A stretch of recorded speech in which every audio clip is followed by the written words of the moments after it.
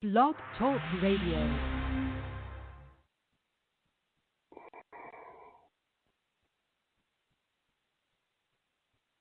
Hey, everybody, this is Tom Hayes.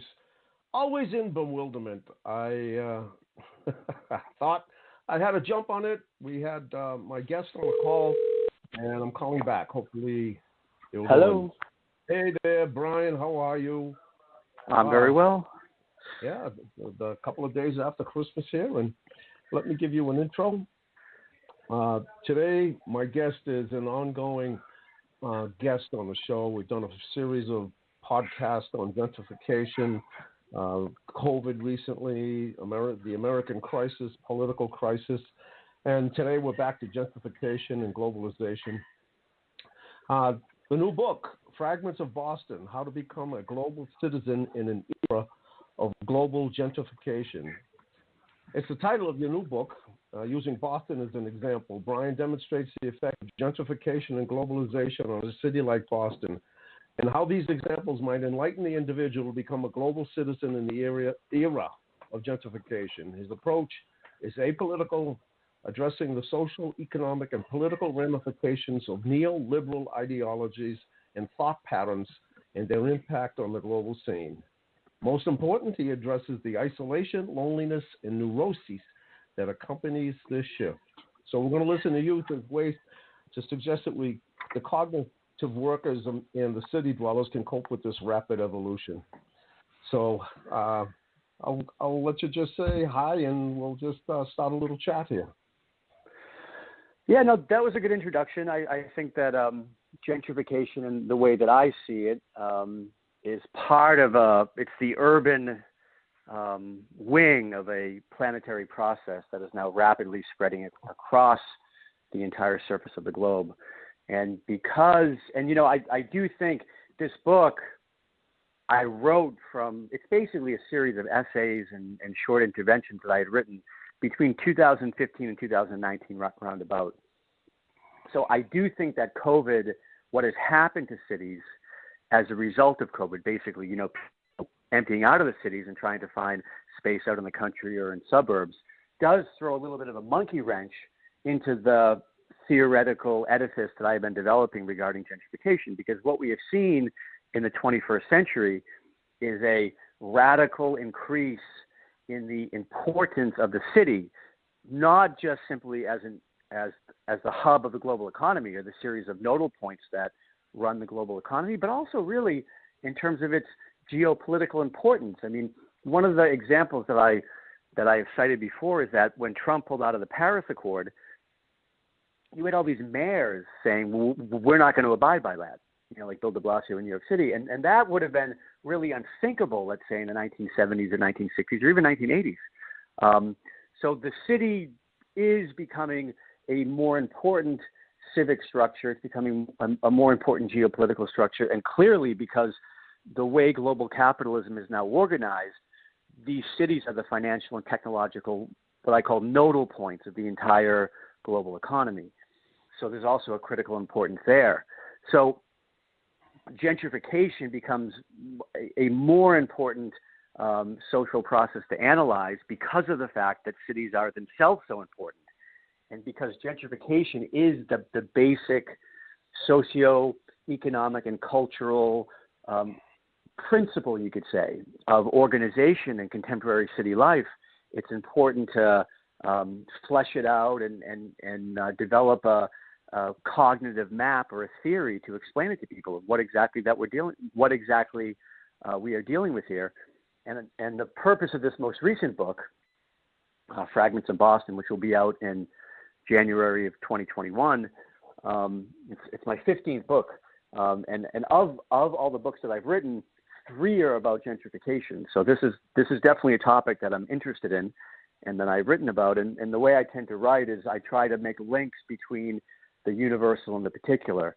And what I mean by that is I try to make links between gentrification as a global process and specific examples in Boston and Boston neighborhoods to show how they're symmetrical and how there's a relationship and how even though gentrification, let's say in Lima, Peru, might look a lot different than what's happening in Boston, there is an underlying structural similarity that we can look at and we can perceive, even if what it looks like on the surface of things is in fact quite different. Yeah, what I loved about the approach is being a Bostonian, and we both know part of what you mentioned here is the fact that, and I noticed it myself, I lived right across the street from where they filmed Good Will Hunting, and I started to notice the intense interest in the whole South Boston phenomenon, the Irish Catholic gangster, the Irish Catholic tough neighborhood, and integrated with also the Italian neighborhood. So those two very strong influences in the city. And in our past conversations about gentrification, you mentioned the movie itself, the Good Will Hunting, and you also mentioned the town as two different movies in two different time periods, characterizing two different forms of gentrification as it started to evolve. So I think you and I would agree, and I think a lot of other people would agree, that picking Boston, which is the birthplace of the nation, is really significant, and more than significant, it's fascinating. Well, maybe. I mean, I think a lot of cities are interesting. Boston has had a nice little run in Hollywood over the past 20 years or so. That is, as you correctly noted, people have been enamored with, and it's interesting. They've been enamored with the kind of dark side of Boston, the kind of the underbelly, you could say, whether it be like organized crime or bank robbers in Charlestown, or a story like Good Will Hunting, which is about a working class genius from South Boston. But, one of the reasons why they're interested in these people is because these people don't exist anymore. They've been pushed out of the city, and that kind of inner city, gritty type of existence, which ran with the industrialized economy, which really doesn't exist anymore in these urban spaces. The urban spaces are run on the digital economy, the networked economy, the global capitalist economy, and you're not going to get these tough guy characters walking around neighborhoods in South Boston or Charlestown, the North End anymore. You're going to get young professionals, what I call cognitive workers, or what colloquially known as yuppies. That's what you're going to see now. You're not going to see these former remnants of the industrial apparatus. So I do, but I think it's very normal to be interested in a phenomenon as it's fading away. I mean, I don't think that's really unique to Boston. But I think these string of Boston movies that have kind of glamorized the underbelly, you could say, the seedy underbelly of the city. Yeah, I mean, it is interesting, definitely. I mean, I like those movies too. I've written about those movies, and I've known people in my life that could have been characters in those movies.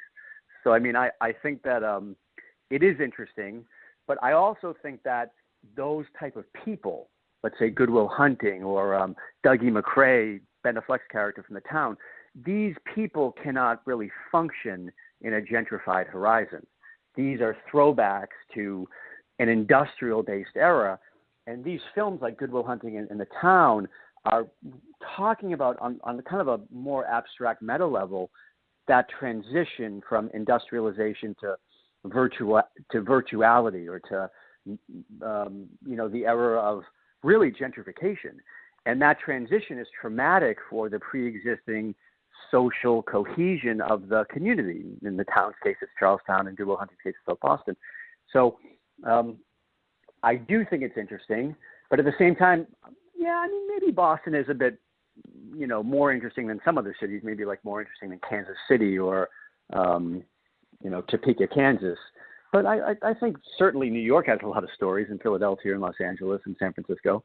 But there is something about the Irish Catholic experience in Boston that is unique in the sense that it played a very significant role in the political and social development of the city, where, yes, the Irish in New York played a significant role, but it wasn't nearly as significant in relation to other ethnic groups and other political players in the city, whereas the Boston Irish really dominated Boston. In the past, since the year 1900, there've only been two other non-Irish Catholic mayors.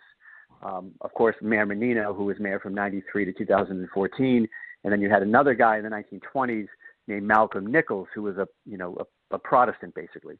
So he was kind of from the Beacon Hill set, you could say. So the Irish Catholic influence on certainly the political development of Boston, but also the overall social fabric was there. There's no doubt about it, and that's interesting. But that clearly, and one of the chapters in the book is called, in this new book I wrote, is called "The Death of the Irish American Politician." Their days are numbered. Their days are numbered, and that, of course, what's interesting about the fact that there are, Marty Walsh, for instance, the contemporary mayor of Boston, and there are a few others on the city council. The fact that they're still able to even be there is quite amazing, because there really aren't that many, working class Irish Catholics in Boston anymore. I mean, and if they are there, it's more of a sprinkling of people who have been able to maintain a family home. They inherited the home from the grandmother or something. But it's certainly not a coherent political community in the way it once was. Well, I'm going to just take one last defense of my thesis, is that think of what, I grew up here, and think of what we not only did in terms of having Hollywood's attention and the underbelly. I mean, my formative years saw the rise of John F. Kennedy and all of the attention that came with that. In fact, we'll get to one of the chapters, which is the Boston accents, but the world just embraced Camelot. I mean, we're talking, the guy goes to Germany and he's, Ich ein Berliner, and he's embraced and loved by the entire world, and that's Boston-centric. And I'll just jump into what happened in the 90s, late 80s, 90s. But I also think what made Kennedy so appealing as a person and really as a family is that, yes, they had their roots in, on the maternal side, on the Fitzgerald side, they come from the North End. On the paternal side, the Kennedy side, they come from East Boston. So there is this kind of lineage of Boston political consciousness, and not just Boston political consciousness, but a specific kind of working class Irish Catholic consciousness. Now, Kennedy's father, became extraordinarily wealthy. So it wasn't like the Kennedys, JFK and Bobby and Teddy grew up in a working class family, but they had that genetic lineage, you could say, that tapped into that macro history of Boston politics. But I do think what made the Kennedys so appealing was that they were able to transcend in many ways Boston and become a kind of universal figure. I do think when people think of the Kennedys, they think of Boston, but they also think of this something special, this universal appeal in which they're able to transcend any particular identification and kind of appeal to the global totality. And certainly someone like JFK, and certainly, I think even more so, Bobby Kennedy, who really never got a chance to be, he was assassinated in 1968, and he may have even been more appealing than JFK, had that universal appeal. So I think that's not to downplay their Boston connection, but I do think that there was something quite magical about those brothers and their political acumen and their appeal to the universal. Absolutely, but I think of this. Bobby Kennedy went on a hunger strike with Cesar Chavez. I mean, that in itself would almost be unthinkable today for a national politician to go on a hunger strike. I think Kennedy fasted for 24 hours with a radical labor activist, someone like Chavez, who was the leader of the United Farm Workers. I mean, that today would be almost unthinkable for even someone like Bernie Sanders wouldn't do that, And, that speaks to someone like Bobby Kennedy's deep sense of humanity and care for other people. And, so I think that they were really remarkable human beings. Right. Well, and I'll tie it to one of the themes that runs throughout the book and the last couple of books is this concept of character, which They were two amazing characters, and also I'll just throw them out. Tip O'Neill and Mowgli. I mean, strong figures. Evolved and emerged from that whole little geographic area that international impact. And I don't think we're going to see it anymore. Absolutely, because we've lost that. And I'll just throw one more way that I see Boston vibrates. I mean, being a comedian and seeing the amazing explosion of comedians. I could go down a list from Stephen Wright to Lenny Clark to Jay Leno to on and on that influence comedy in a way with the accent, with the edge. So much so that it literally overpowered the other three centers, which was San Francisco, LA, and New York. In many ways, a lot of those guys couldn't compete with especially the rapid fire speech, the edge, the harshness that signifies Boston. So enough said on that we did it. But that's why I love what I think that using Boston, even though a lot of people may not be here, they get it. They know through the movies, through the TV. I mean, let's talk about Cheers. They get it. But I mean, the whole point of my analysis and my writing on gentrification is that whole network, that whole social ground where those comedians and those politicians and those cultural signifiers came from doesn't exist anymore. Exactly. It's gone. Yep. So Boston's not going to really produce people like that anymore because the Right. very ground by which that kind of consciousness came from is no longer functioning. It doesn't exist. And I think that's why your work is so fascinating, because it takes the contrast of that vitality, that toughness, that edge, that aliveness, what it is now, is why using Boston is really rich. I think, that may not have been your intention, but it certainly drives home the point. Well, I mean, I think it was important when you're writing about an abstract concept of gentrification. It's certainly important to include particular manifestations of the concept. So I had to use something that I was at least familiar with, and of course, because I grew up in Boston and my family's from Boston, that came naturally to me. So yes. You start the book with, and it struck right at home with me, with the Boston accent and the vilification. Well, the name of the chapter title is "In Defense of the Boston Accent." Right, and you mentioned the remedial classes to eliminate that, and how people are signing up because the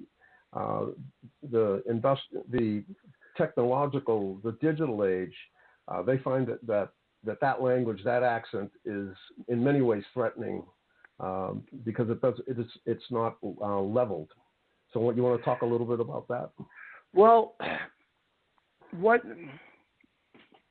I think that all dialects and local accents are in trouble today, and first and foremost because when everyone's connected and communicating over the same network, like we have with social media and the entire internet or the entire digital apparatus, what you get is a sameness, a sense of sameness, where this kind of difference or diversity doesn't really exist so much in the real world anymore. It becomes more of a branding mechanism on social media. And you really see this with accents. And I think in many ways we're kind of living through, or maybe beginning to live through, kind of this crisis of linguistic diversity. So I think with the Boston accent, if you walk through Boston today, most people don't even have Boston accents, because most people who live in Boston aren't really from Boston. They're transplants that have come into work in Boston as part of the global economy. And so what I mentioned in the first chapter was that there are classes now, or there was a class to get rid of your Boston accent. And I found that interesting because one of the things because what the economy wants is or what, I don't know if it's necessarily a conscious thing in the sense that a CEO wants to hire somebody who doesn't have an accent, but the way culture is moving is towards a sense of pervasive sameness. And these accents, whether it be like a strong Louisiana Bayou accent or a Boston accent or a Brooklyn accent, it represents this kind of break or rupture in the sense of the same. What I mean by that is if you were to walk into a downtown hedge fund in Boston or a digital marketing firm or any kind of avant-garde operation that's working in close proximity to the global economy, you're not going to find people with these like really, really strong accents, like for instance in like a Southern accent, or you're going to find people that generally talk in the same way, that have the same kind of linguistic vibration when they say words. So the point that I try to make is that when we think of true diversity, when we think of planet Earth, you can't think of it as like everyone having the same accent. That would totally eradicate the very idea of diversity. You want to think of locality and the connection of communities to a specific geography, which will produce these wonderful variations in how people express themselves. And that is in jeopardy today, whether it be in Boston or whether it be in another country, because when the entire global population is communicating and encountering each other through this digital matrix, that will be an engine to eradicate true embodied existential diversity. And it creates a culture of what I call sameness, and same with a capital S. Yes. Can I quote you from the book? Sure. Okay, but what we ultimately see here is the shift from embodied and messy social reality, which is basically the Boston accent because it's messy, and to a disembodied and smooth virtual reality is the ever-present desire to fully optimize the functionality of both global capitalism and the circuitry of global technological apparatus. And then you go on to quote a philosopher I love, theologian I love, Kierkegaard, and you say he talks about the leveling that took place, and even though it was written over 150 years ago, he talks about the leveling that's happening. The leveling process is a deathly silence in which one can hear one's heartbeat, a silence which nothing can pierce, in which everything is engulfed, powerless to resist. So, I was kind of surprised to hear Kierkegaard embracing the rebel spirit. And no. He's not embracing the rebel spirit. He's attacking it. I mean, he's not embracing. He's critiquing the. I used a quote from a book he wrote called "The Present Age," and Kierkegaard. I mean, he's making a ruthless critique, similar to what I'm doing. He's critiquing what he calls this leveling process, or what I call a crisis of the same. And I think if he was alive today, he'd be horrified by how the internet and how the structure of global capitalism and how social media and so on and so forth radically accelerate this leveling process, radically accelerate this velocity towards sameness. And a local accent functions precisely the opposite. It's authentic difference. It's authentic otherness. And like I said, when you subject the entire population of the world to the same network, to the same technological system, that is going to eventually erase difference, whether it's local businesses, small businesses, or whether it's local accents. Eventually, everything is going to be engulfed by this same technological capitalist process. So I think that the fact that a class emerged to quote unquote get rid of your Boston accent, it speaks to this process of sameness. And it speaks to this idea that if you are going to participate in the global economy, you have to get on board with us, which means basically losing your sense of authentic difference and becoming part of the same. And part of the same is just part of this technological system. And I think what Kierkegaard was doing 150 years ago was seeing the origins of that and already sounding the alarm bell. And where what I'm doing is, because everyone is, glued to their smartphone screens and not seeing what's happening, I'm again sounding an alarm bell. Not to compare myself to someone as brilliant as him, but that's the idea in the sense that why I use that passage from his book is because he was saying basically the same thing that I'm saying, is that there is a process that captures people, that takes over the subjectivity of people and forces them into being part of this process of sameness, or part of this capitalist process. And I think that, a really easy way to think of it is how Amazon is a company of the same. And what I mean by that is that it takes over all of the small businesses and all of the, you look at like companies like Walmart and Amazon. What they've done to authentic difference in America is pretty astounding, because if you were to drive through a small town in Iowa or Indiana or Oklahoma 100 years ago, when you drive through these towns, what you would see is all kinds of different businesses, all kinds of doing different things. And now when you drive through, you see like a McDonald's and a Walmart. This is that process of sameness that I'm trying to elucidate. And what I'm also saying is this is not just pertaining to business. It's also pertaining to the way we speak in the world, the way we carry ourselves, the way we enunciate ourselves. And that would be eventually, like something like accents would take a lot longer to eradicate than, small businesses. But the idea is that local accents and local dialects are really under attack today. Really, they are. Using Amazon as an example, I can totally attest to it, because a lot of times I'm on there getting customer service, and I find it more and more difficult. Before, even as a couple of years ago, I could really hone in on an accent and tell the service agent where they were calling from. I could almost hit 100%. That's getting more and more difficult. Especially, I know with individuals from Jamaica, you're not going to get that island accent, man, anymore. It's indistinguishable from almost mainstream America. And so I'm seeing it. You're absolutely right. It's vanishing.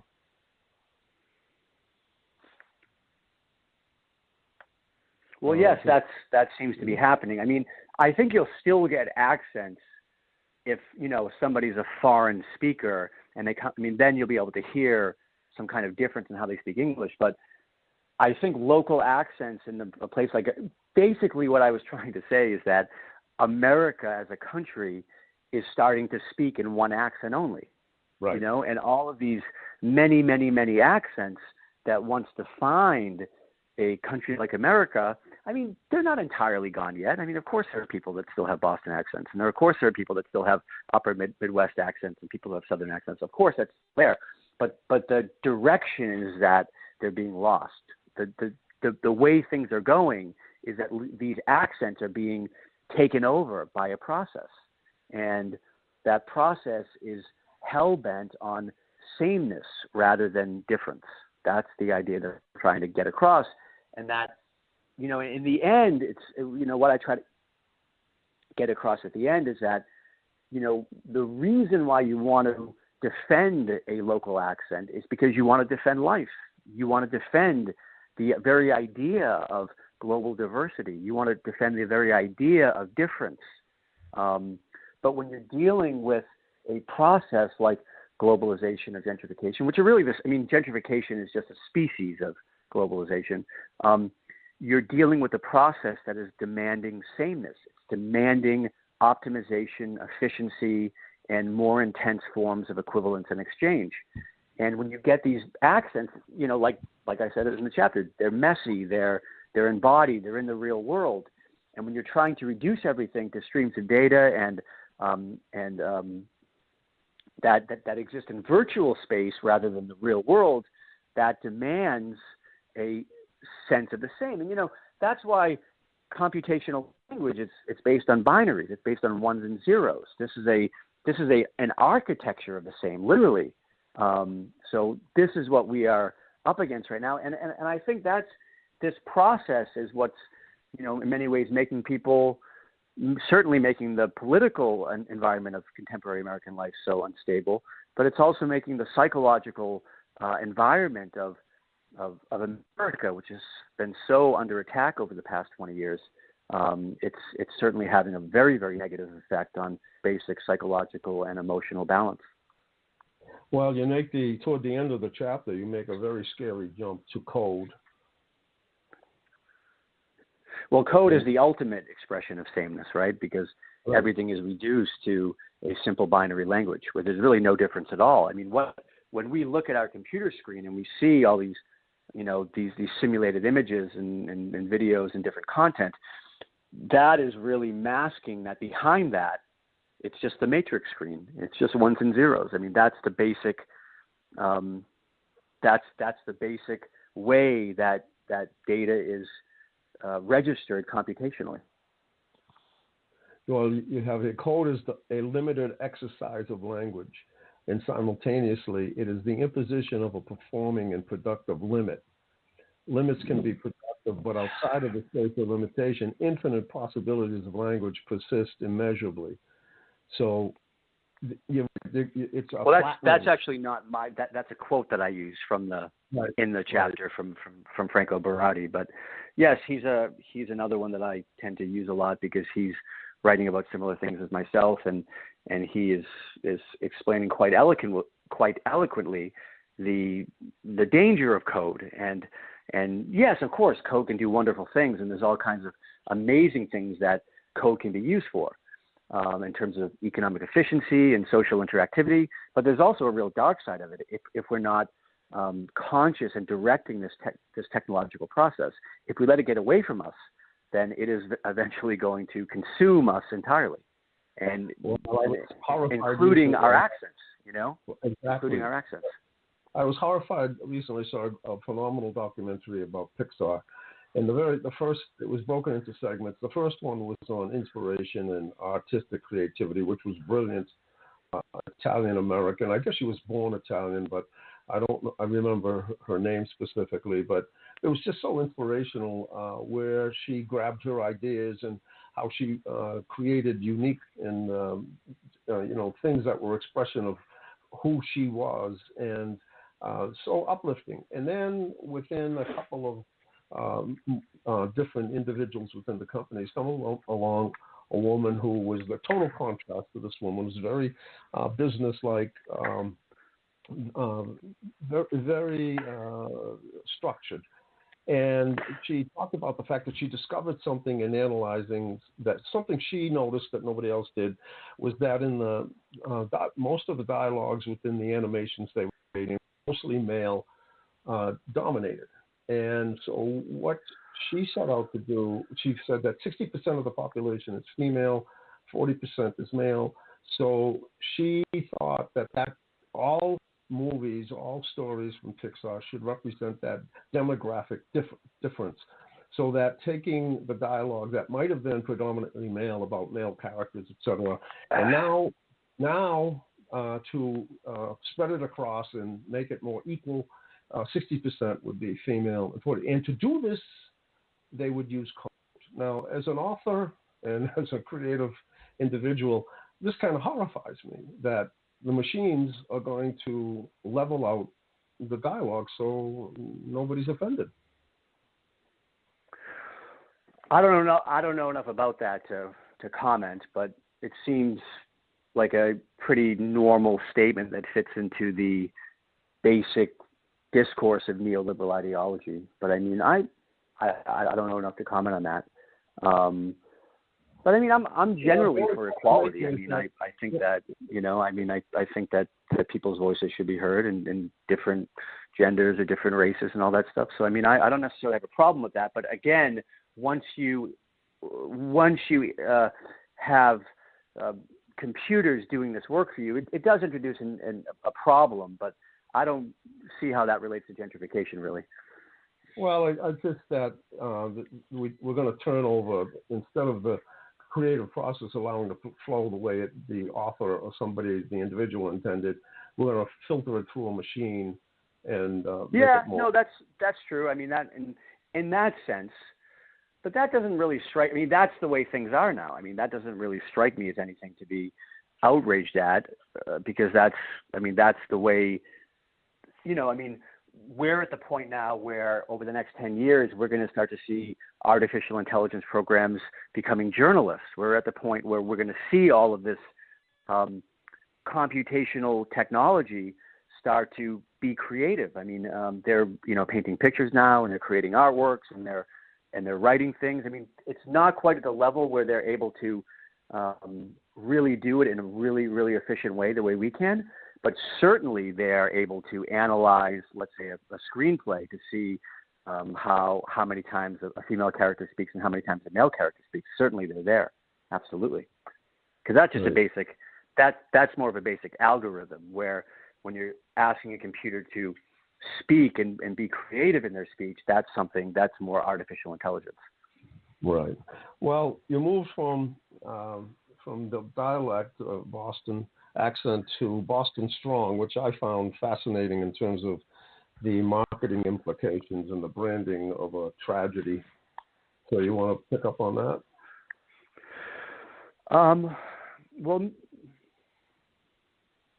yeah. I mean, chapter 2 is it's a chapter where I analyze the Boston strong phenomenon, which was a response to the terrorist attack on the Boston Marathon in 2013, and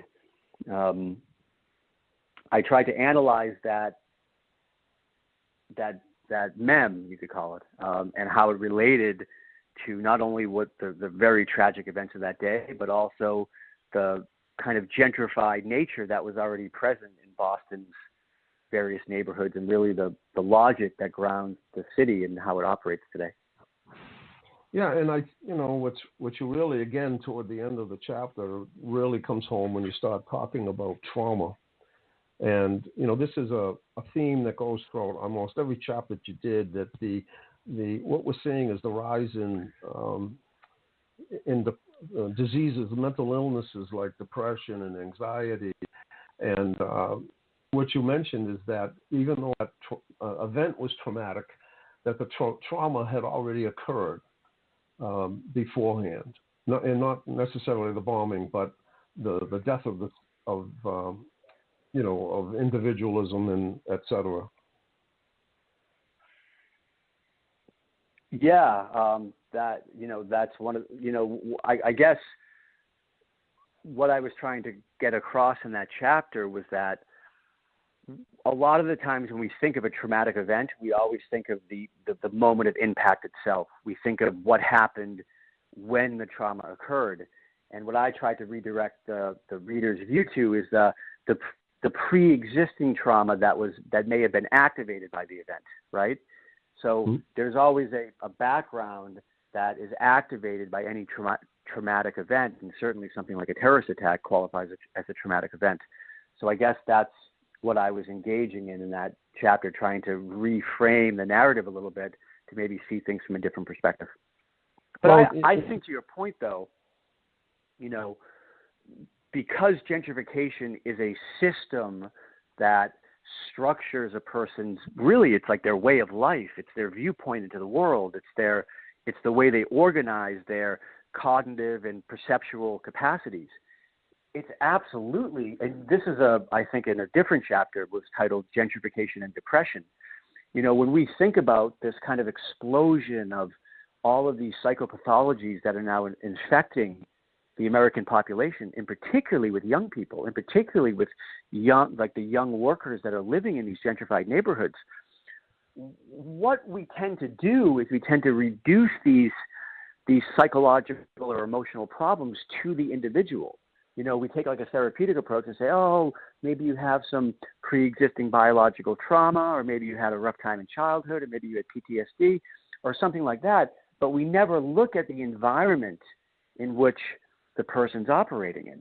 And, something like, when you're living within a social construct like gentrification, it's, of course, there's a possibility you're going to be depressed, because gentrification puts such a premium on economic productivity, self-optimization, And what it doesn't put a premium on is basic human friendship, basic communal interactivity, basic social interactivity that's not being captured by data and technology.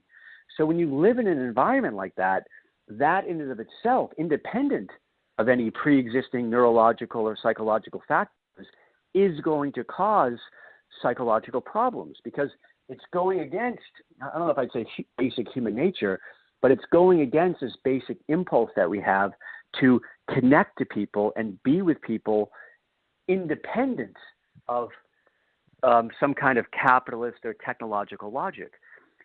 This is one of the things I think a lot of people don't realize, is that gentrification is an entire system or an entire way that organizes urban life.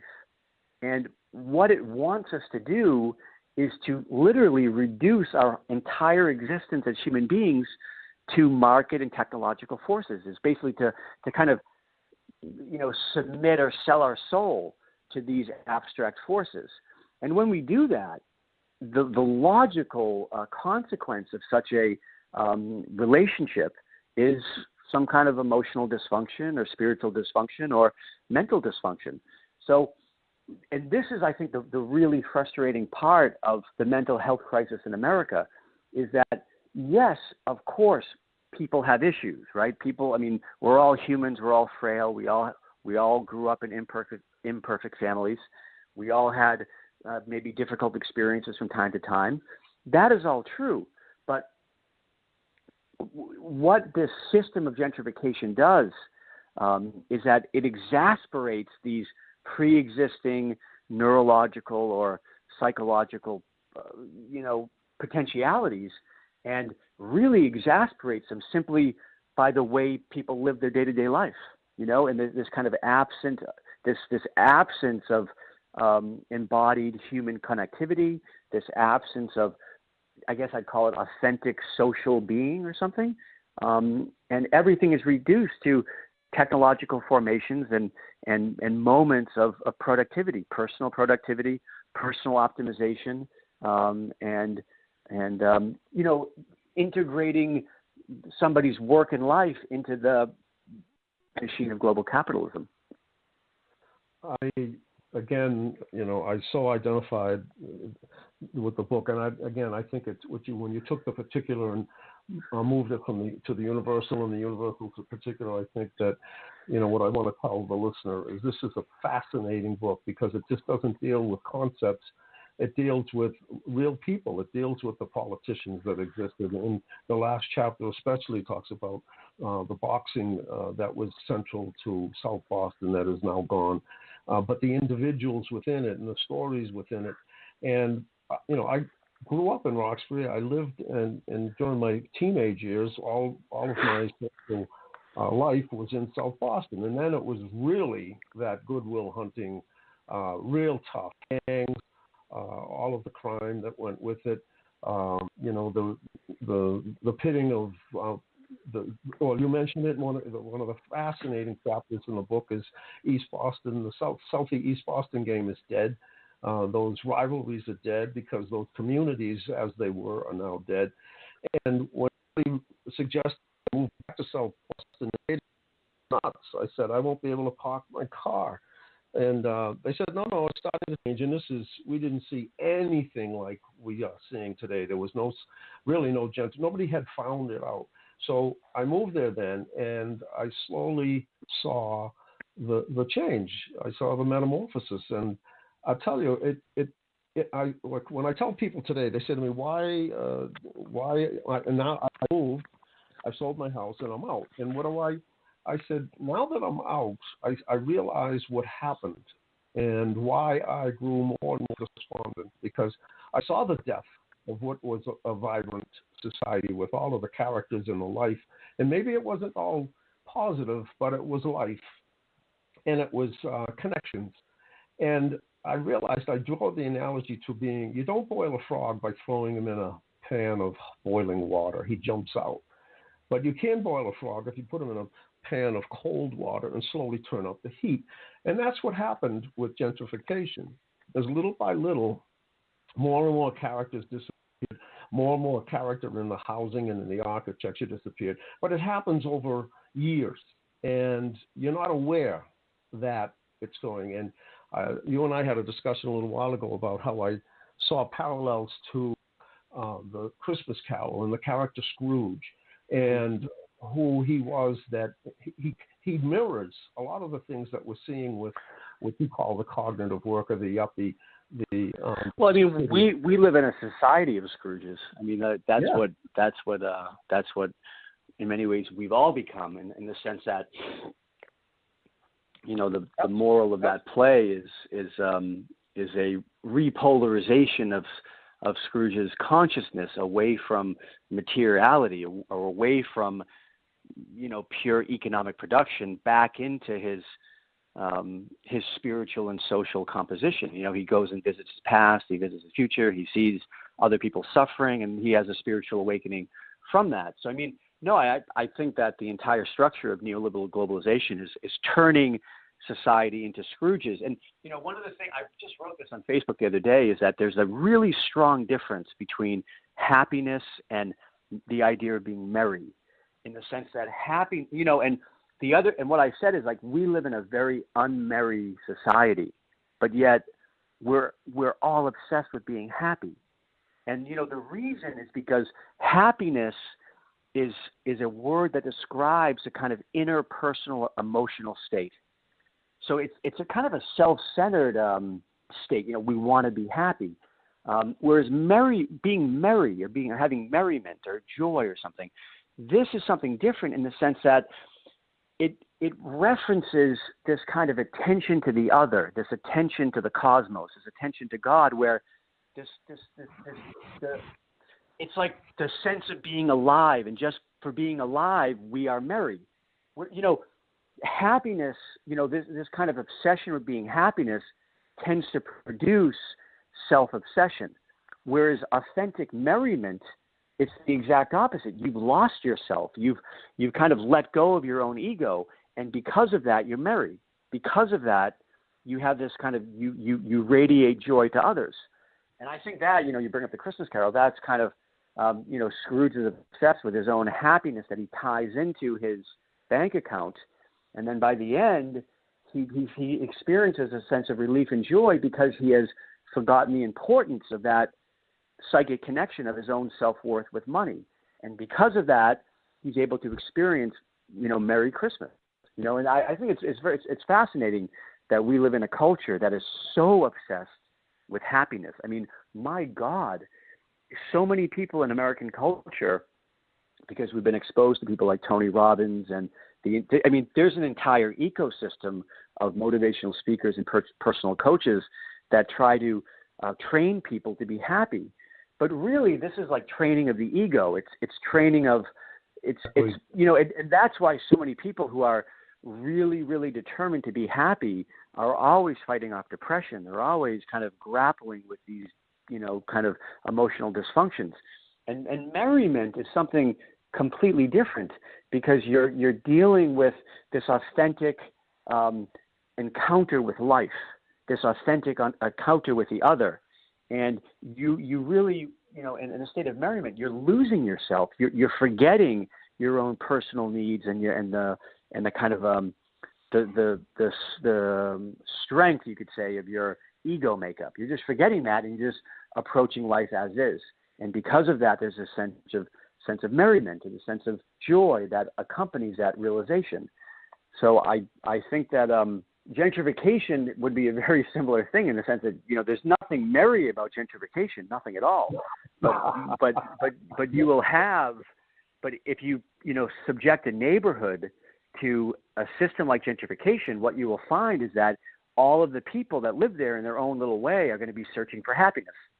And that is a very paradoxical thing.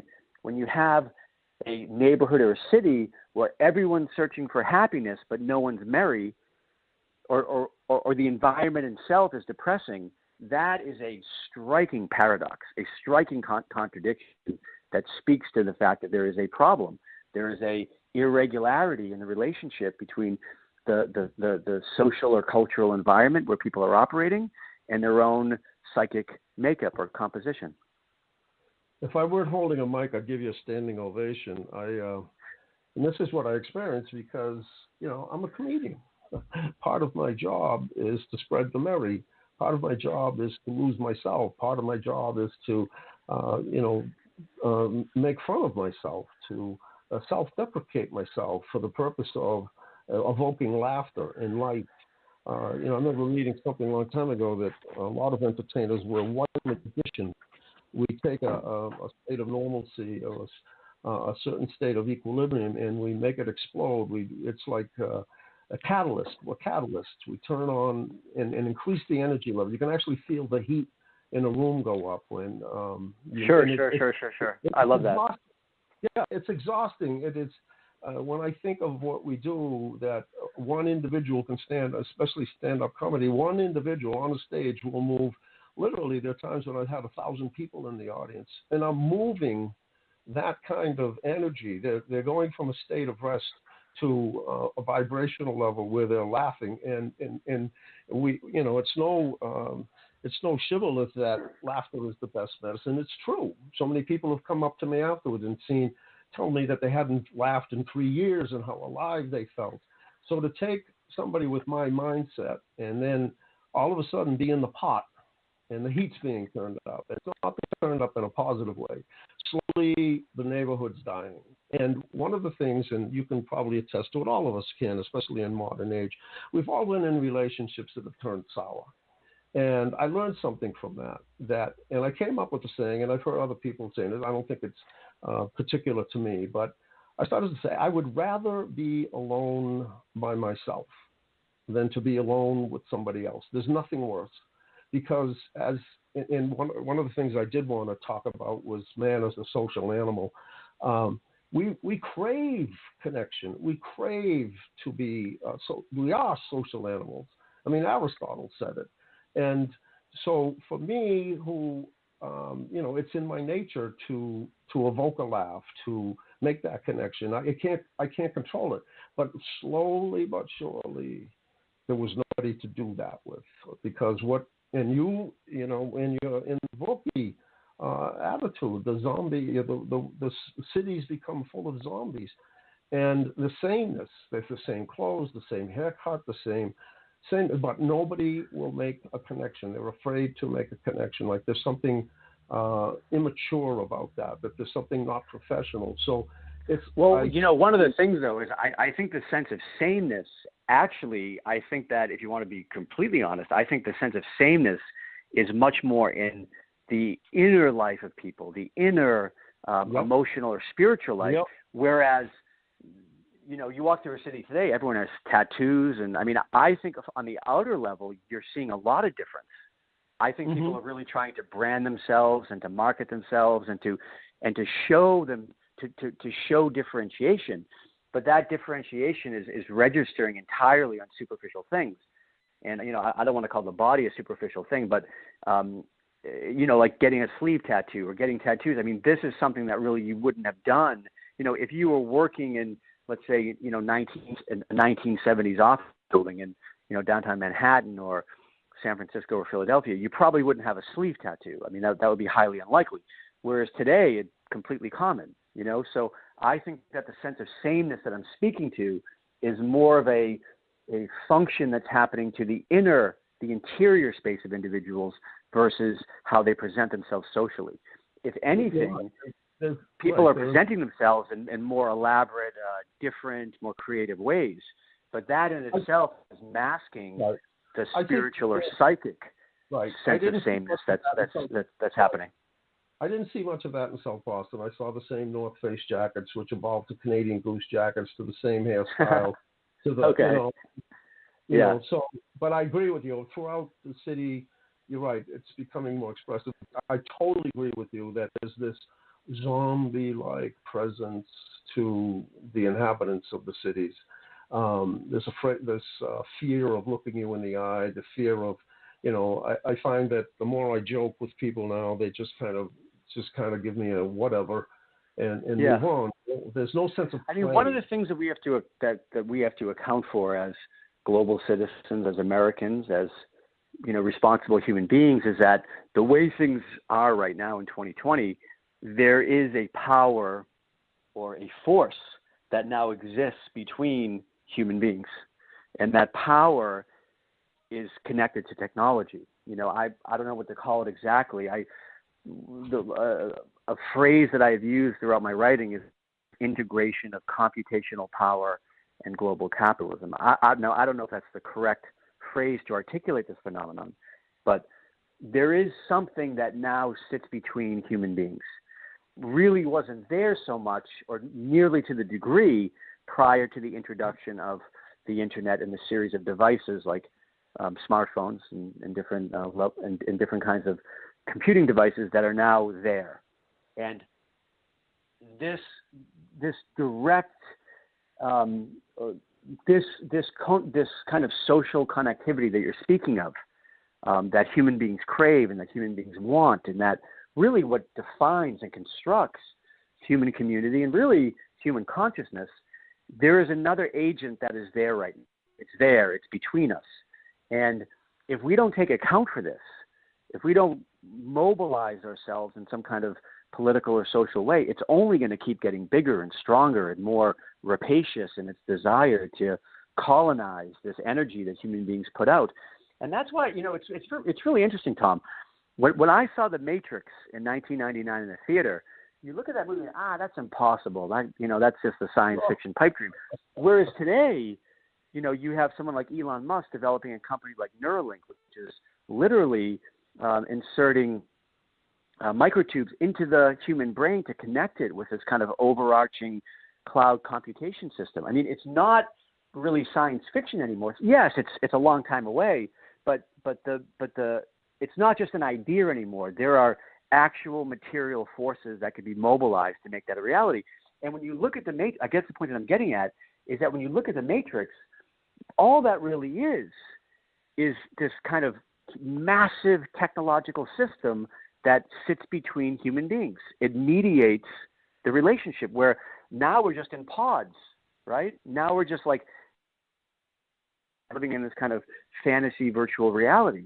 But where we are now, and so many people don't see this, is that the crisis that we are in, both in gentrified cities and as a global totality, is precisely this growing technological power that is sitting between the intersubjective connections of human beings. And if we don't get a hold of it, it's not going to stop. It's not just going to say, okay, I think you guys have had enough. Maybe I'll just, this power is going to keep metastasizing and growing and demanding more of our energy and attention and really spiritual power.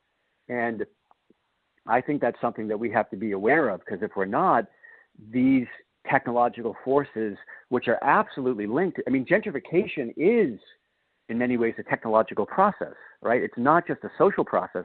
It's intimately linked to networks of technology, microelectronic technologies, digital networks. These things are all essential to the functionality of contemporary gentrification.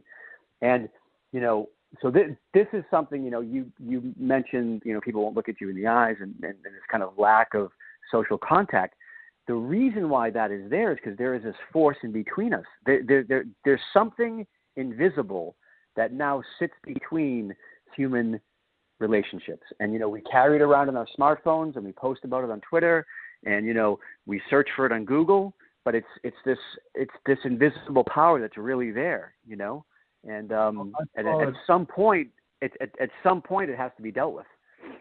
Well, I saw it with because I was in the industrial world, in the medical world, the medical field, and we went from analog imaging to digital imaging to, in 1972 or 3, I went to the Radiology Society of North America meeting in Chicago. It was the first one. First of all, in the Palmer Hotel, which was a small. It later moved over to the Convention Center, which there were 50,000 people, radiologists and the entire industry around them would descend on Chicago. And then that, as late as 1970, the technology, the big technological news of the day was that Kodak had gone from a 3.5-minute film processor, to a 90-second processor. That was it. there was not a computer on the floor, okay? Go 10, 15 years later, all of a sudden CAT scanning comes into, MRI comes into, the ability But I mean, to... I like the thing is though, it's like, it's so like, for instance, I mean, you want MRI technology. I mean, that's saving lives. That's doing all these wonderful things in the medical field. So I think that the problem is that this technological power that I'm speaking of, it doesn't really discriminate between good and bad technology. It's growing itself. It's growing its own. It's growing the limbs of its apparatus. But I mean, I think the wrong response to something like gentrification or something like technology is to be anti-technology. You know, I mean, I'm personally not necessarily anti-technology. The CAT scan were the positive. But what came concurrent with that was all of a sudden now where were no computers, there were no computers in the offices and et cetera. You know what's here? But now there was no such thing as a desk without a computer. And even when I started my own business, which was a merry business, we made toys and animation, and hiring young artistic people, and I would see them banging away at a computer, like crazy, and I'd say, "What are you doing?" They go, "I'm working on an email." I go, well, "Who are you sending to?" They're sending it to 2 desks away because they were more comfortable. This is back in late 90s, early 2000s. That generation was more comfortable with email and texting than they were with an actual conversation. And I totally agree that becomes the medium through which people communicate. It's easier to do it through a machine than it is to sit down and actually have a conversation. Mm-hmm. And which had all kinds of implicit, I found in my career that it was easy for an email to go out of control because you couldn't read the person's emotion. You could sense it, but it was easier to blast off at somebody with an email than to do it face to face. So emails became, and I think email and texting become, in social media with all the bullying, it's easier to be a bully when you don't have to face somebody. Oh, of course. And so you're absolutely right. I totally agree, 1,000%. And again, for somebody who, it's in my nature to want to make people laugh and to communicate and connect and have fun and to play, and to see that just totally evaporating. And I had a criteria that I started to use when I found an urban dweller who was alive, who had something that the others around them necessarily didn't. A sense of that you could see it, the sparkle in their eye, their sense of laughter, their sense of engagement. And I would start to ask a question, and I'm never wrong. I would say, "Excuse me, just a minute." I said, "Can I ask you a question?" I said, and they go, "Yeah." I said, "You grew up in a family where you had dinner most nights." And they look at me horrified. They go, "How did you know that?" I said, "Because you can talk, because you can engage." I said, and every one of them would say, "You're right, and our friends can't, and it scares us because we don't know where it's going." So even that generation, those who are alive, are fearful of where this is all going. Well, I think that where we are now, both certainly in America and in the world, it's very concerning on multiple levels. And the reason why I've been interested in writing about gentrification, like I said, of my 15 books, 4 of them are on gentrification. It's because gentrification is so relevant to the world, because the world is in many ways controlled or directed by what's happening in these massive city centers. I mean, this is where the real technological and economic power is emanating from. And because of that, a process like gentrification becomes so important to understand because of its inherent relationship to urban life. But yeah, I'm generally a positive person in the sense that I have hope. I wouldn't necessarily be positive, but I'm a hopeful person in the sense that I believe that things are going to be okay. But I do think that at the same time, there are a lot of very, very serious structural problems in the world. And to me, the most dangerous one is technology. I mean, not even something like COVID doesn't even compare to the chaos and havoc that could be caused by if artificial intelligence got out of control, or even if you look at the chaos that's been done by so much of the algorithmic programming and automation that's just been done to regular everyday people in terms of the economic devastation and the massive aggregation of wealth by a very small percentage of the population, to dismantling so much social cohesion. I mean, the damage has really been done, but I think the problem is that because the media class of America is so involved in this process, that they really can't call it out the way they should from an informed journalistic perspective. And this isn't to say that I think, the mainstream media has taken a real has gotten beaten up in the era of Trump. And I think that, a lot of the people that work at, CNN or MSNBC or these kind of prototypical liberal outlets, I don't think they're bad people at all. However, I think that the apparatus of the media itself, which would include all of these stations, is in fact part of and implicated in this technological process. And that has done so much damage to America and the world. Even as it's done this damage, it has brought some interesting innovations and some helpful technological advancements for our lives. There's no doubt about that. But I think overall, there has been more damage to social and political life than there has been improvements. And I think that is because it's so hard to pin it down and to get a real solid theoretical understanding of what we're dealing with, we tend to instead scapegoat different things. We spent the last 4 years scapegoating Trump as being the cause of all of the problems in America. And now it's being shifted to something like COVID, where this is why everything's so messed up right now. But the fact is, things were messed up beforehand. Exactly. Not only were things messed up beforehand, but the messing up was a historical process that was getting more messed up and more messed up and more messed up as things progressed. And, something like Trump and something like COVID, they just latch on to this process. They don't necessarily, they're only accelerating trends that are in place before.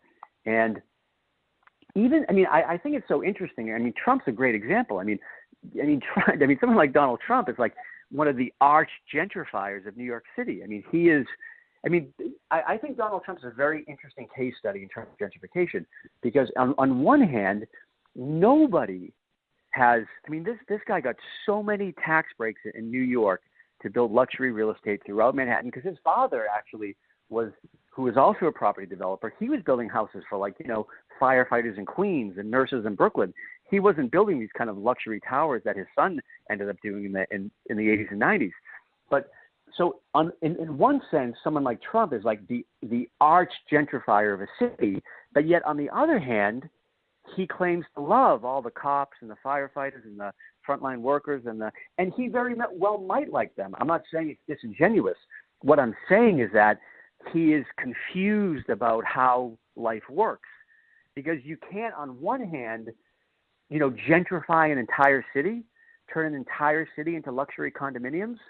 And, of course, with that, you get this, people priced out of neighborhoods and regular people can't live there. And you get a whole different kind of culture industry that incubates itself into the city. And then on the other hand, say, I love cops. I love the common Joe taxi driver. It doesn't work like that. That's not how it works. Now, again, I'm not saying he's disingenuous. He very well may like the firefighters. I don't know the guy, but what I'm saying is that it's what he's saying is completely and utterly logically inconsistent. Totally. Exactly. Because you're right. but I guess what I'm saying is that this kind of this address that Trump gives, this kind of bipolar address, it's not just Trump doing it. You know what I mean? Like the liberal establishment does it from the opposite end, where they're speaking out of two sides of their mouth and they're confusing people. So we definitely need, in terms of American politics, a more clear, grounded, kind of lucid vision of what we are actually dealing with right now. Well, I'm going to give you a little bit of an affirmation, because what comes through in all of your work, and on an intellectual, cerebral level, it's fascinating. I love it. I feel like I'm back in graduate school reading some academic treatise, and it's so stimulating that way. But what comes through all of your writing is the sense of caring, the sense of a purpose. You talk constantly. It's not pervasive, but it's there. This sense of isolation, and that's your concern. Am I reading that right?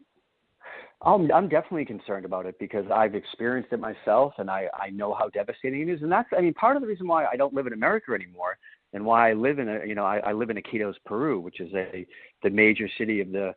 What I like about living in Iquitos, I was going to say it's the major city of the Peruvian Amazon. What I like living in a city like Iquitos is that, the street life is still so vibrant there. I walk out of my apartment in downtown Iquitos, and it's carnivalesque. There are, popcorn vendors and kids playing on the street. There's just people everywhere, and that in itself is therapeutic. I was just having a conversation with a friend of mine today, and I said to him, for me, like walking down the street has a therapeutic effect, in the sense that there's a vibrant street culture that I'm always around. There's artists and there's people. Like you walk. Iquitos is a city that has a lot of plazas, or kind of, I guess they're city parks, I guess we call them plazas, that are kind of dispersed throughout the city. And you walk in these plazas every night from 6 to 8. It's just packed with people. People sitting down, people sitting on the benches feeding pigeons, and people walking. It's wonderful. And then you come back into urban American life, and it's totally different. It's this kind of hyper competitive, instrumental nature that's really deteriorating the very capacity of the potentiality to have a street life like that. So I think that so many people in America don't even realize that something like what I experience on a day-to-day level could even be possible anymore. And I think in a way they might be right. It's not possible unless there's significant structural change to I don't even know how we would go about doing it, but I'm not necessarily at the point in my writing where I'm, offering any solutions. I'm like the doctor diagnosing the sickness at this point. I don't think anybody has any answers of what we can do to escape this monstrous process, or what Kierkegaard called the monstrous abstraction. And that's really what it is. When you look at the abstraction of this kind of technological apparatus, this techno-capitalist apparatus, which includes, like Amazon and Google. These are just functions apparatus. They're not the thing itself. They're just kind of symptoms of this whole thing. It's really just taking over human life. And not just business. It's taking over our brains and our souls and our bodies. And this is something that's very concerning. And of course, one of the symptoms of this process, as it takes over human communities and urban neighborhoods and people's lives, is of course a sense of alienation, a sense of isolation, a sense of I feel so alone. And maybe something like COVID, with all these really very, very sad lockdowns that have been affecting so many small businesses, maybe it's a good thing. And I don't mean that in a cynical way. I mean that when people can really see the extent of this alienation and loneliness, they'll be willing to do something about it in some way. I don't really know, but I think there's been a lot of talk during this COVID pandemic about the effect of loneliness, right? But the loneliness was there before the pandemic. Now it's just like now it's just you're forced to be lonely in your house, whereas before you were lonely as you walked down the street or went to work or whatever. So the loneliness in a culture like America is really structural to the fabric of 21st century American life. And that, of course, is a result of the overdetermination of both capitalist power and technological intrusion into our private and social lives.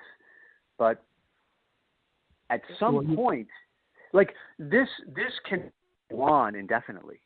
It really can't. And at some point, there is going to be either a breakdown, maybe some kind of resistance, and maybe the resistance won't be that pretty. I mean, because you have different groups on the American left and right that are totally capable of resisting, but I don't know if that's the kind of resistance that we want. I mean, so there really has to be some kind of spiritual resistance versus necessarily a political resistance. But again, I mean, I think, I wrote most, I think what's interesting is that I wrote most of this book from the Amazon jungle, from the middle of the Amazon jungle. So you get a different perspective writing from a place like that on what's happening back in America. And that's where I've written most of my books now, because I've been living down there for almost 4 years now. So a lot of my vision of the world, even though thus far I've been writing about, things culturally, I guess you could say, in the world in America, I've really only written one book about life in the Amazon so far. That's going to change soon. But I wrote a book called The Ayahuasca Dialogues, which is about plant medicine and the shamanic culture of the Peruvian Amazon. But most of my books they're written from the Amazon jungle, but they're kind of looking out into the world, right? And kind of trying to theorize and explain and articulate what we're dealing with in the era of 21st century globalization and gentrification, because as I said, gentrification is just a sub-function of globalization. Well, I can see why that can happen, because I've traveled extensively throughout South America. And even though that they're less developed countries, the aliveness, the humanity, and people who have, living in huts and people who have barely enough food, never mind any of the amenities that we have in the West, it's alive. And so when you come from that, I remember just being, I would travel down there in our winter, their summer, and then coming back to Boston and just the starkness of Boston, like I said before about everybody's in a job, everything's dark, everything's gray, there's no smiling, there's no interconnection, and that wakes you up to both sides of it. You're alive and down there, and you're having fun with very little, and then you come here and there's immense wealth, and yet there's no real spiritual wealth. And I think that's what hit me in watching the Christmas Carol. I said, "Oh my God, this is a." Yeah, I mean, it's definitely not like everybody's spiritually enlightened down in Peru or anything like that. But there is, but there is more of a sense of social cohesion, without question. There is more of a externalized social connectivity. It's not completely colonized by our online activities. There's still real action happening in the street. There's still real action happening in the home. And I think too, a lot of the young people definitely, you walk around Iquitos and all the kids have, not kids, but all like the teenagers and, young 20-year-olds have smartphones, of course, but you still get the sense that they want to be out of too. You know what I mean? So whereas in America, it's much more, life is much more transposed onto the network. It's much more virtual. Where there, at least in Iquitos, yes, young people are definitely, using it to communicate and play games or whatever, but there's still the recognition that life is happening on the street too. Well, a question I posed to you, we're seeing the evacuation of the city, and it hit me. These things, I don't ask for them, but I get these, illuminations, and I said, wait a minute, if COVID happened in the 50s, 60s, 70s, 80s, even to the early 90s, would we see a mass exodus? And the answer is no. Why? Because there were communities. People lived there. That's where they grew up. Their families were there. Their neighbors were there. Their friends were there. But also, too, Tom, it's like they couldn't be was there. Right. You know what I mean? Whereas, one of the things about why people are living, and like I said in the beginning of this talk, why I might have to update my ideas on gentrification based upon the response of urban residents to the COVID crisis, in the sense that they could leave and work over Zoom. that doesn't, like, to me, that's just, if all of a sudden you get this influx of, tech workers from Silicon Valley to Idaho and, financial or whatever, workers in Boston to New Hampshire or Maine, that in many ways is not going to reduce the gentrification of Boston or the gentrification of San Francisco. What that is going to do is export the logic of gentrification to these smaller towns and these smaller cities. So I think that, the subtitle of the book is How to Become a Global Citizen in the Era of Global Gentrification. And I do think in many ways we are living in an era of global gentrification. We are living in an era where, everything and more importantly, everybody is becoming gentrified. And I think that's something that we have to wise up to pretty quick. Well, when I used to look out of my window in South Boston, and I would see it looked like a marathon every single day. And, you start to notice as the technology changes. In the last few months there, I don't think I could see one jogger who could take more than 10 steps without checking their smart watch. There was 10 steps and then look at the watch. And what are they measuring? They're measuring their time. They're probably measuring their heart rate. There's no joy to the running. It becomes what you talked about all throughout this conversation, optimization, Well, that's the word of the day. That's the logic of the times. Yeah. So yeah, that's not surprising at all. But at the same time, to me, when I see this stuff, I would never look at the person doing that as being like, there's no moral judgment on someone doing that because they're doing exactly what they're supposed to be doing. They're responding to the ideological power of neoliberalism. Now, they may, what's interesting about people like that, maybe the guy who started running was a big time attorney in downtown Boston, or maybe he was a software architect. We don't know what he was, but probably something like that. Is that what's interesting about neoliberal ideological power is that the people who are most controlled by it don't really know they're controlled by it. And furthermore, the people who are most controlled by it are actually quite intelligent. They're quite talented. They have, extensive educational pedigrees. And that's one of the really interesting things about how the kind of gaseous nature of neoliberal ideology, how it instantiates itself everywhere, and it presents its I think if there is one way to describe neoliberal ideology, it's kind of or person, it's like kind of this Tony Robbins idea of being your best self, where in the sense that everybody thinks that they're doing what they really want to do, and they're living their life the way they really want to live it, when in fact they are actively participating in this ideological system that is the kind of PR wing of this techno-capitalist apparatus that I've been speaking of. That's really what ideology is.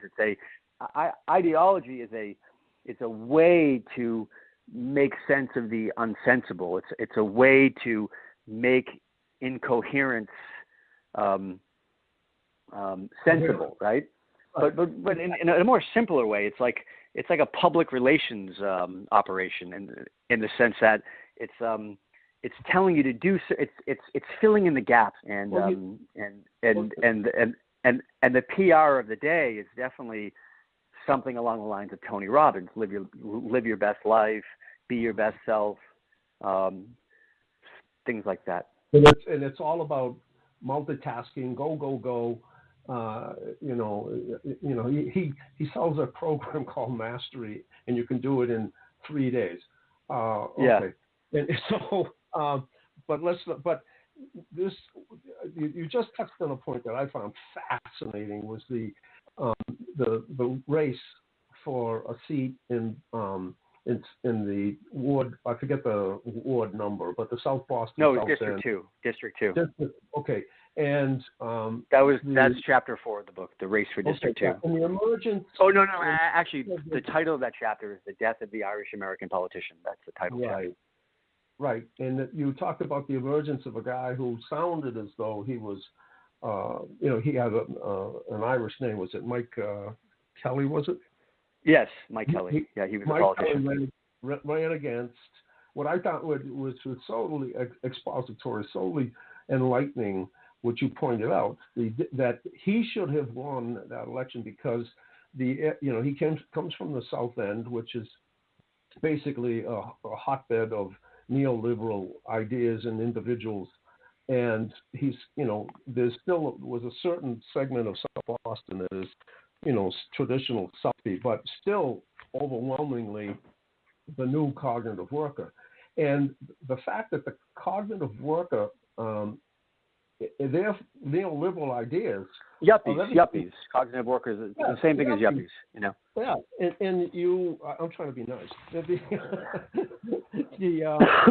What you said, he should have won hands down, but he didn't run on a nitty gritty, issues. He didn't run on things that were particular to the community.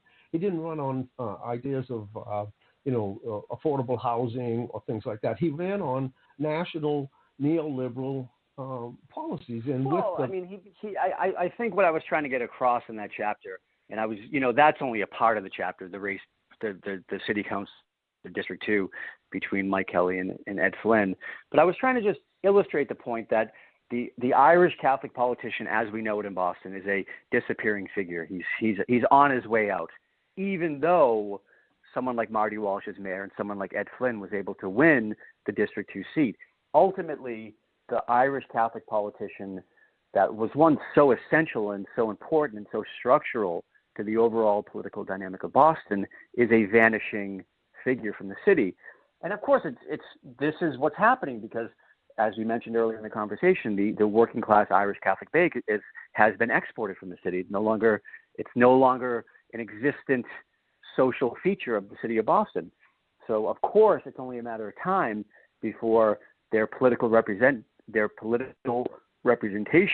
will be gone as well. But what was interesting about that specific race was that, yes, even though Mike Kelly has an Irish last name, he was in many ways the very opposite of like kind of an old school South Boston politician.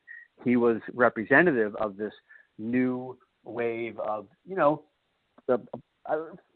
for lack of a better word, yuppie, right? That's a right. word that we can use to describe the new wave of young cognitive professionals that are now inhabiting city centers around the planet, really, not just Boston.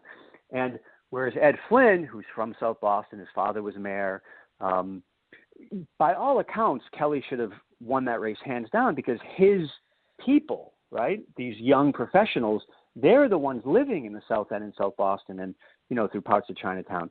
Whereas Ed Flynn, that connection to that old political lineage of South Boston, it's really not there anymore. But the problem is that the demographic of Kelly, like I said, these young professionals, they're not politically active.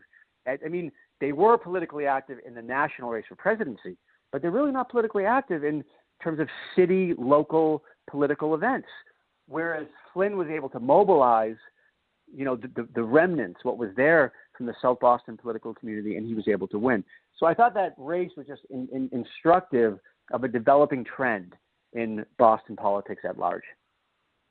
And nationally, because they vote along national issues. You're right. What I thought that was interesting about Kelly in his campaign, and when I analyzed it, like he put a lot of things like, a woman's right to choose and gay marriage as issues for his campaign. But what was interesting about that to me is that a city councilor in Boston has nothing to do with those issues.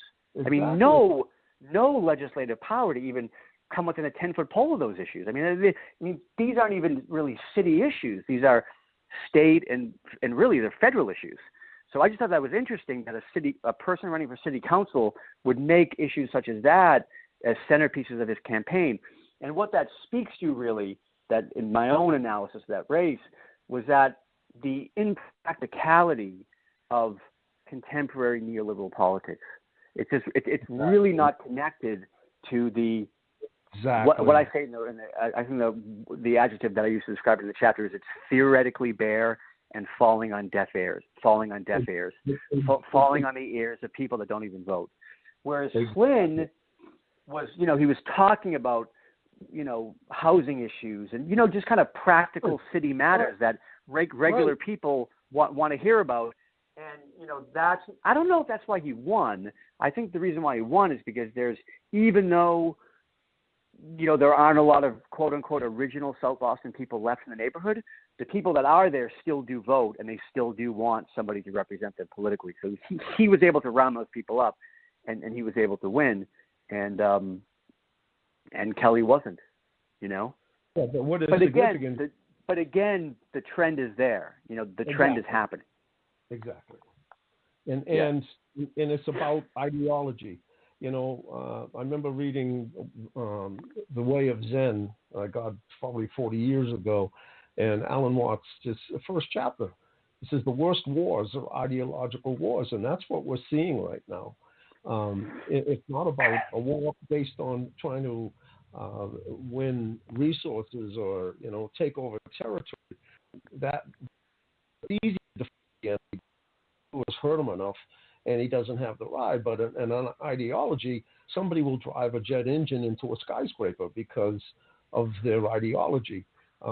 They have a mission, and that's what's dangerous about today is everybody's festering these ideologies, most of them being fed to them by mass media and whatever, and clinging to them. And, that I think is what's becoming very dangerous for America. Maybe. Yeah. Yeah. Yeah. So, well, it's all, I don't know. I love these discourses. I don't know if you have anything more. I think that. No. Thank you for having me on, man. It was great talking to you. Yeah, it was brilliant. I just want to tell people that we barely touched on all of the pithy messages and I think even some of it, I told you earlier today that I look at you as a poet and a prophet and a visionary, and somebody who goes into this. And that last chapter is, though different from the rest of the book, I think takes the whole book to a level where you captured the essence of the old South Boston with the boxing, and not only South Boston. I went to Mission Church High School, so the whole chapter on mission, the mission projects, and the impact that it had on the NBA, and what it afforded the mobility of black athletes to escape the city, and when talking about boxing, all of the things that were tied to an industrial Boston, to a real vibrant, what you're discussing about living down in Peru, that was Boston. Heck, you could go to the North End on any night and just see characters. I mean, it looked like something out of. Sure. Yeah, it looked like something out of the Bronx Tale. Every night, and Southie, from Day Boulevard would be during the late '60s, early '70s. That entire 6 Mile area would be pods of beautiful cars, convertibles, and music coming out of them, and kids hanging out and cruising, and there was this vibrancy, and that's to have lived as long as I've lived, and to see it slowly starting to go where the merriment is no longer. It's a painful transition. So maybe I'll be hanging out with you down in Peru. Hey man, come for a visit. You'd love it. Absolutely. All right, brother. Brian Francis Culkin, thank you very much. Everybody, please pick up the book, and we'll see you next time, Brian. All right, Tom. Bye. Thanks. Bye.